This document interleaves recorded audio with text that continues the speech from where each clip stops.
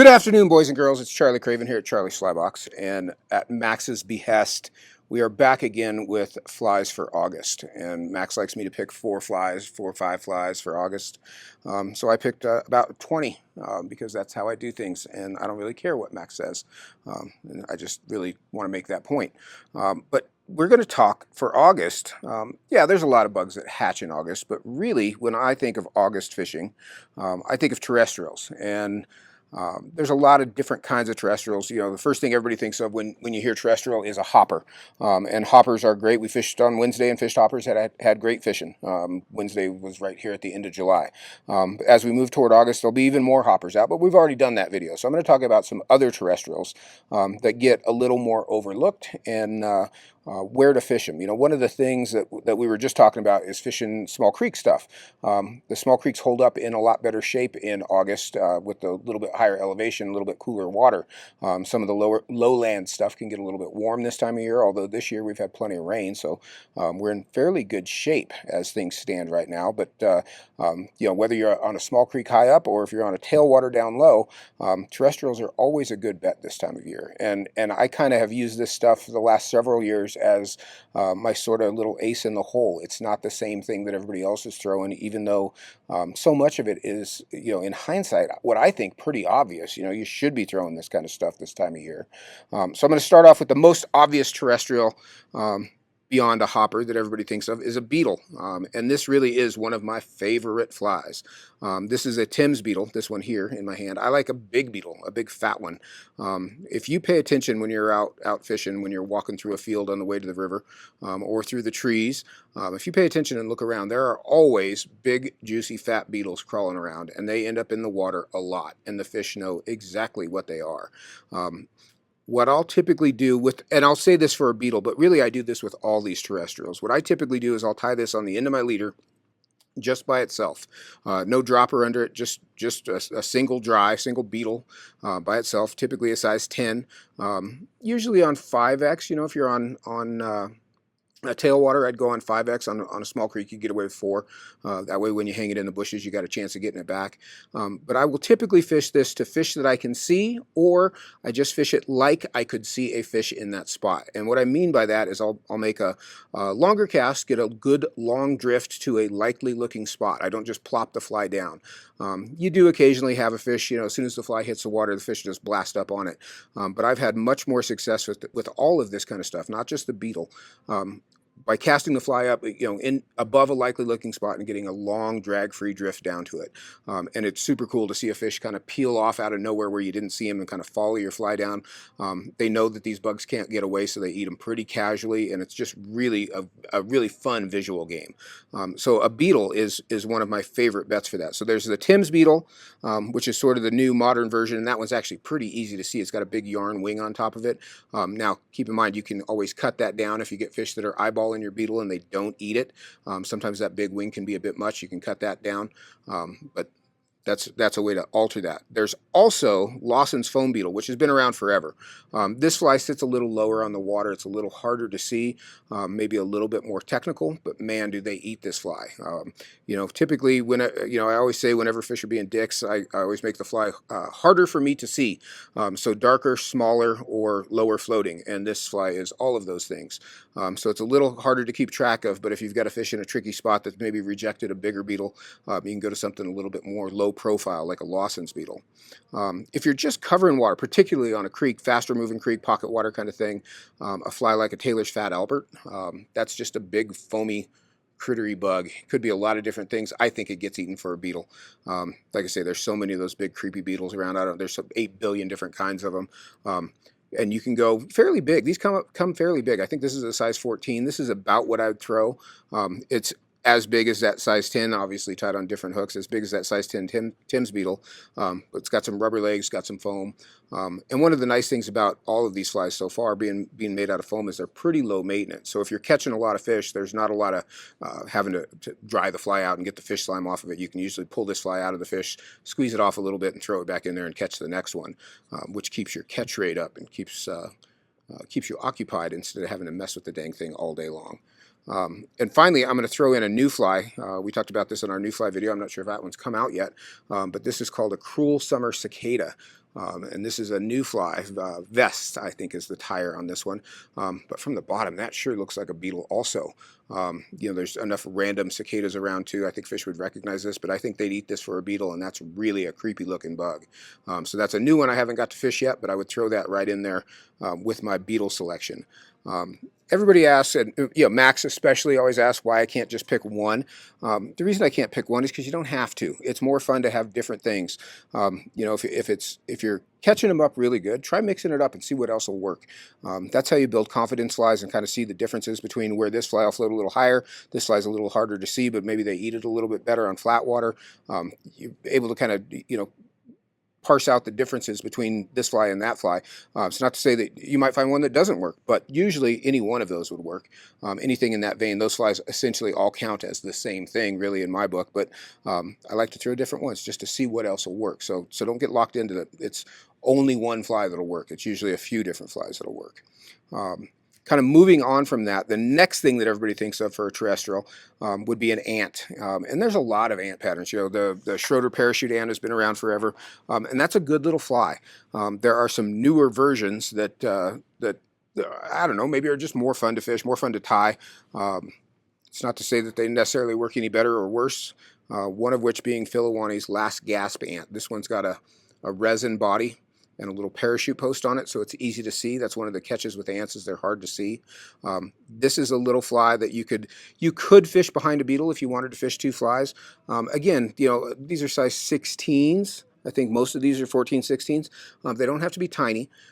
So they're still fairly easy to see, and with that parachute post, they're actually really easy to see. But a stealthy little fly where you've got a fish tucked up on a bank, and you're not necessarily always looking for a fish that's rising. I think that's something that we all get pinched into as you go out and you try to look for rising fish. You don't see any rising fish, so you put on nymphs. This time of year, coming into August, fish are still surface oriented. There's lots of bugs out there, and they're moving around, they're doing their thing, and they're getting in and up in the water. So fishing a fly, just blind fishing it, but fishing it effectively like you were fishing to a fish. And that's kind of the key there. Don't just slap it down and get 6 inches of drift and pick it up and cast it to the next spot. Get a nice long drift with it. There's a lot of fish out there that are looking for stuff like this, and a small little ant can be a stealthy little way to go about it. If you've got a little bit more broken pocket water kind of thing, this is Kelly Gallop's Ant Acid, which is a little rubber leg ant, a little bit bigger size. Some places you'll find termites or those big mountain velvet ants. This comes in a couple different colors. Still fairly easy to see and pretty buoyant, really. Pretty good amount of surface area on this fly. That'll cross for a caddis as well, if need be. So that Ant Acid is a good one as well. Lastly, in the ant category, is my old friend Lance Egan's Bionic Ant. Now, this is probably the dumbest thing I've ever seen, and I'm offended that it works, but it does. Just little yarn wing, little cylinder of foam, a little bit of hackle in the middle, and some rubber legs. It's simple, much like Lance.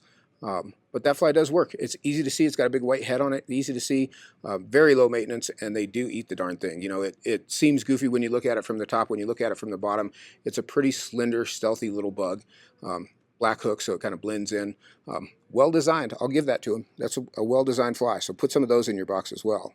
And now we're going to get to what I call extraterrestrials. So these are flies that you don't necessarily think of as terrestrials, but they're still out there. One of which being this Thundergrass Cricut. Cricket patterns are something that get overlooked a lot. There's several cricket patterns out there in the world. There has been for a long time, but not a lot of people think about those or fish those.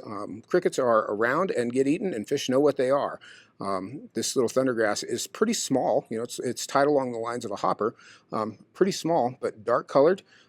That's a good little change up. If you've been throwing hoppers at fish and they haven't been eating them, or get wise to them, or the guy in front of you has been throwing hoppers, throwing something like that might be just the change up that you need. So keep that kind of thing in mind. One of my favorite, I actually won't even say one of my favorite terrestrial for the last couple years has been this Lucky Bee. I came up with this several years ago, and it's sort of become my go-to extraterrestrial. Even during hopper time, I did this just the other day. Yellow jackets are all around the river. We pulled over to eat lunch, and there were yellow jackets all over the bank, and it reminded me about the Lucky Bee, so I put one on, and we pounded them up pretty good with it. This is a bug that fish see a lot, and they eat it. It's not a fly that there's not a lot of commercial, I don't know that there's any other commercial flies for this. But but I've had this theory for a long time, and when I finally tied this fly up and got a usable version of it, this fly does work. And it's fun to fish because they're 100% fooled by it. I caught fish in 2 inches of water the other day on this thing. They're just uptight to the bank, and they know what it is. They come over and eat it. And its little brother is the Jeffrey Dauber, which is the all-black version. Same fly, just in all black for a mud dauber. Again, just sort of an extraterrestrial. It's a bug that you see out there. You know, when you think about it, you look at that fly and you see those bugs out there. They end up on the water and they end up getting eaten. The guy in front of you is probably not throwing something like that. So put some of those in your box for sure. You know, I would say if I had to have one, it'd probably be the bee. Out of all those, it would probably be the bee, followed closely by a beetle. But these days I'd fish the bee first. I'm going to give you one other little fly for August, and this is just a general attractor. This is one of my old-timey favorite flies. This is a yellow Humpy, size 14, 16. Could be a lot of stuff. Could be a little tiny hopper. Could be a caddis. Could be just general buggy food. Just an attractor dry, buoyant, easy to see. Fish love it. I couldn't tell you how many fish I've caught on a yellow Humpy over the years. Yellow and lime are my two favorite colors, but that would definitely be in my early fall, late summer box. Truth be told, that's always in my box. I always have those. Another one, the Mr. Jones Cranefly. This time of year, you get kind of those lulls in the afternoon where maybe the trico hatch in the morning is kind of waned off a little bit. You've kind of fished your way down and maybe fished a beetle back to the car and want to go back at it a little bit more. A lot of times I'll put on this Mr. Jones and just go skate it around. This is a fly that you can actively fish and skate on the surface. Imitates an adult cranefly. And again, there's not a ton of patterns that do that job. This is the bigger version. This is the size 10. It also comes in a size 14. But this is a really fun fly to just kind of cover water with. If nothing else, you'll see a lot of fish trying to eat it if they don't actually get a hold of it. You've got to remember to skate the fly and stop it every now and again so they can catch it. But that's a great fly in the afternoon when you got kind of the doldrums and you don't see a lot of fish doing anything that hot part of the day. A skating cranefly bouncing across the surface on some slick water will usually pull up a few and keep you a little interested for the day. In lieu of that, if you're in some fast water and just want to have a good time, you could fish Andrew Grillis's Pizza Delivery, which is really an old school Chernobyl ant topped with a slice of pepperoni pizza. And how could you say no to that? If you were inclined to fish a nymph, this would be a good fly to do it under. And it's just sort of fun to catch him on something goofy because we get a little too serious about all this and think it's all because we're all such good anglers. They eat stupid stuff too, so don't be afraid to try stupid things every now and again. That's a dumb fly, Andrew. You know it's a dumb fly, but the fish we fish for are dumb, and you're proving that pretty well. Let's see. If you were going to go out and fish a streamer, particularly in the early morning, Max likes to fish streamers first thing in the morning, then he'll fish his terrestrials later in the day, he says. I think that's just because he wants to fish a streamer in the morning. Max is flipping me off. R.I.P. Max. R.I.P. If you were going to fish a streamer in the morning, this is another new fly. This one's from Keisha Atkin. This is a Sugar Mama. So this is a jigged sort of deceiver style streamer. And this would be a good one to kind of hop along in pockets, even on little creeks, small creek stuff. And don't overlook that kind of stuff this time of year. Even a fly like this in a small creek. Hop it along through little pockets, cover water with it. That will pull some fish for sure. You can fish that fly slowly and you can kind of keep it in the zone rather than ripping it. If you've got a creek that's only 10 feet wide, you don't have a lot of retrieve room. This is a fly that you can kind of hop around and jig around in the water and give them a chance to eat it. That one comes in a bunch of colors too. That tan one, there's a white one, there's a black one, I think there's an olive one as well. Tan and black would probably be the two that I'd pick if I had to pick two. But as you know from this pile of 4 flies in front of me, I don't really count just 2, so I'd carry all of them. That's what I'd do. You just never know. Streamer fishing in the late summer, August, especially toward the end of August, has always to me sort of been the beginning of fall. And I shouldn't tell you all this because everybody seems to wait till October to fish streamers for spawning browns. They want to go catch a big spawning brown. I'll tell you, fish start eating streamers a lot. They don't ever stop eating streamers. But that fall bite starts a lot sooner than you think. I've had really very good streamer fishing in August. And I think the reason for it is not everybody's throwing big streamers already. So this is Chris Schrontz's Plat River Spider. And this is an unweighted fly. You can fish this on a sink tip line and just swing it. Or what I like to do with this is put it behind a baby gonga or a lead-eyed bugger on about 18 inches of tippet and fish it up close to the bank and let the heavy fly kind of fall off the shelf and let this fly dance around up in the shallows, up in close. And I have caught a pile of fish on this fly. I still have dozens of these in my box. It's a really fun fly to tie. It's a fun fly to fish. I will tell you one thing, when they eat this fly, man, there's no weight to it. So they do hoover that thing down. So make sure you pinch your barb. But don't overlook streamer fishing, especially on the bigger waters, the Colorado and, if you're wade fishing the Eagle, that's a good bet there too. Don't overlook the streamer stuff. But for the most part, if you're wade fishing this time of year, on creeks or bigger water, the terrestrial stuff is where it's at. I just realized I left one of these flies out. There is another new fly called a red-ass ant, and this is as close to a nymph as I'm going to get for this month. You've realized that I've not spoken much about nymphs for August because they'll still eat dry flies, and in my opinion, if they're going to eat a dry fly, you should be fishing a dry fly. If there's a chance that they'll be eating a dry fly, you should be fishing a dry fly. You've got plenty of chances to nymph fish. You can stare at that indicator all winter and fall long. There's plenty of that to come. Get it while the getting's good. So fish dry flies during the warm parts. But if you needed a fly to sink a little bit, this is a wet ant. It's a soft tackle wet ant. It's got a little resin body with a wire butt on it. Both of them, there's a cinnamon color and a black one. Both of them have a red wire butt. For a sunken ant, that's another sort of little ace in the hole, is a sunken terrestrial. Char and I were fishing the Arkansas the other day, and Char was sinking his hopper and catching just as many fish as he was when it was floating. So pulling any one of these flies, even though they're foamy kind of flies, you can pull them under, and they're an inch under the surface. Fish know what that is, man. They know that those real bugs sink as well.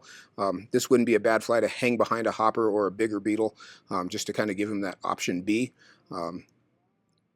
Gets a little dirty, but I'll allow it. That's about as close as we'll get. No beads on these, just a little weight, so they're not going to be sunk very far. And if you're paying attention, you can usually see the fish eat this, sunken terrestrial behind your floating fly, just because you're watching the area. So that is my picks of 4 flies: beetles, ants, extraterrestrials, a couple of streamers, and of course some pizza. 5 flies. Max says 5 flies. I don't know. There's 1, 2, 3, 4, 5, 6, 7, 8, 9, 10, 11, 12, 13, 14, 15, 16, 17 flies for August is what we've nailed it down to. So if you just get like 6 or 7 of these 17 patterns that go out, you are assured success on your local creek or your favorite tailwater. You should go out and give them hell. Report back. Let me know how you did. I know you're going to do good. Go throw that damn beetle in the water and catch some fish. It's fun. Get it while it's good. It's going to snow before long. Should people wear waders this time of year?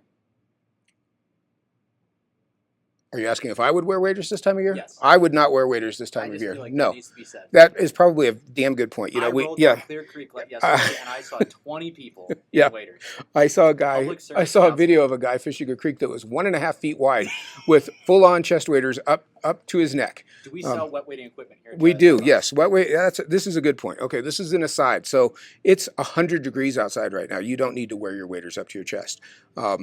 You could wear, if you're walking through brush where you're getting beat up, get a pair of squallow wading pants. Wore them yesterday. Get some wet wading socks and your regular wading boots, or even a pair of grunded shoes, and go fish. You don't have to be burdened down by 50 pounds of gear. You're never going to be in the water very deep. If you're in the water to your knees, you're probably too deep most of the time, and you don't need to be roasting yourself. So it's actually really fun and cool and exciting to go out and do it this time of year, where you can cool off a little bit and enjoy some mountain air. Like I said, the snow is coming. Think about that later. Enjoy the warmth of the sun on your face. Go get a little suntan and catch a fish or 2. That's all I got for you. I hope you enjoyed that. If you got anything to say about it, call Sam this time. Sam's cell number is